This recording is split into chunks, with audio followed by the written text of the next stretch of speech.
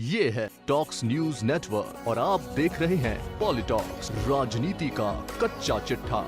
प्रदेश में corona virus की दूसरी लहर से राहत जारी है, लेकिन तीसरी लहर की दस्तक ने नींद उड़ा दी है। शनिवार को आई चिकित्सा विभाग की रिपोर्ट के अनुसार 62,893 लोगों की कोरोना जांच में कुल 6,103 कोरोना संक्रमित मरीज पाए गए। इसके साथ ही संक्रमण दर की तुलना में रिकवरी रेट बढ़ने से अस्पतालों पर दबाव लगातार कम हो रहा है। प्रदेश में पिछले 24 घंटों में जहाँ 15,464 मरीज इस संक्रमण से रिकवर हुए, वहीं एक्टिव केस घटकर 1,22,330 रह गए हैं। हालांकि मौतों की संख्या में कोई बड़ी कमी दर्ज नहीं हुई है। एक दिन में 115 मरीजों की कोरोना से मौत हो गई, जबकि 14 जिले ऐसे भी हैं जहां पर नए मरीजों की संख्या 100 से कम रही।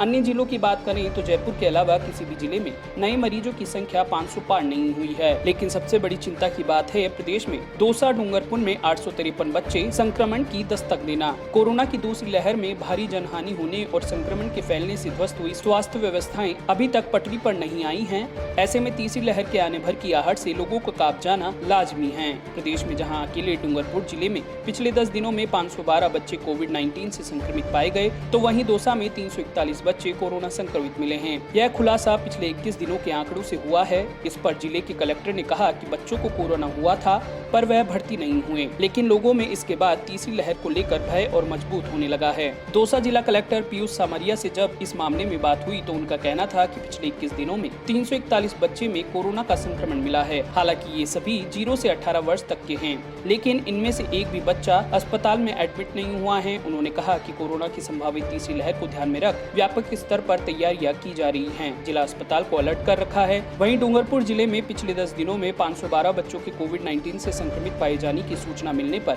इस मामले को राजस्थान राज्य बाल अधिकार संरक्षण आयोग द्वारा गंभीरता से लिया गया। आयोग अध्यक्ष संगीता बेनीवाल ने बताया कि विशेषज्ञों एवं चिकित्सकों द्वारा कोरोना महामारी की तीसरी लहर की संभावना व्यक्त की जा रही है, जिसका प्रभाव मुख्यतः बच्चों पर होने की आशंका है। डूंगरपुर जिले में केवल 10 दिनों में 512 बच्चों में कोरोना संक्रमण पाया जाना चिंताजनक है। हमें बच्चों में कोरोना संक्रमण को रोकने हेतु समय पर उचित प्रबंध करने होंगे। उन्होंने बताया कि मामले की गंभीरता को देखते हुए डूंगरपुर जिला कलेक्टर सुरेश ओला एवं मुख्य चिकित्सा एवं स्वास्थ्य अधिकारी दूरभाष पर वार्ता कर जिले में कोरोना संक्रमण से प्रभावित बच्चों के संबंध में जानकारी ली तथा निर्देश दिए हैं कि बच्चों को कोरोना संक्रमण से बचाने हेतु बाल आयोग द्वारा जारी गाइडलाइन की पालना करवाते हुए जिला, ब्लॉक एवं ग्राम स्तर पर समुचित व्यवस्थाएं करवाना सुनिश्चित करवाएं। वहीं प्रदेश में पिछले 24 घंटों में कोरोना की दूसरी लहर के चलते सामने आए नए संक्रमितों में जयपुर में 1,900, अलवर में 401, उदयपुर में 378, कोटा में 325, जोधपुर में 323, जैसलमेर में 259, सीकर में 252, झुंझुनू में 173,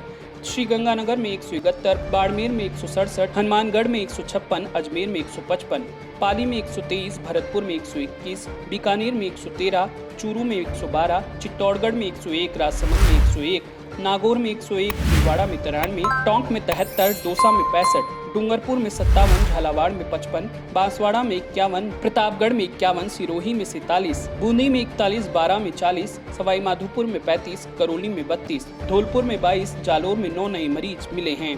वहीं बात करें पिछले 24 घंटे के दौरान प्रदेश में हुई मौतों की, तो जयपुर में 21, जोधपुर में 11, उदयपुर में 8, अलवर, बीकानेर, डूंगरपुर और पाली में 7-7, हनुमानगढ़ में 6, जैसलमेर और भरतपुर में 5-5, सीकर में 4, अजमेर, चूरू और चित्तौड़गढ़ में 3-3, बांसवाड़ा, भीलवाड़ा, बूंदी, झालावाड़ और नागौर में 2-2, झुंझुनू, करौली, कोटा, बाड़मेर, प्रतापगढ़, सवाई माधोपुर, राजसमंद और टोंक में 1-1 मरीज की मौत दर्ज की गई है।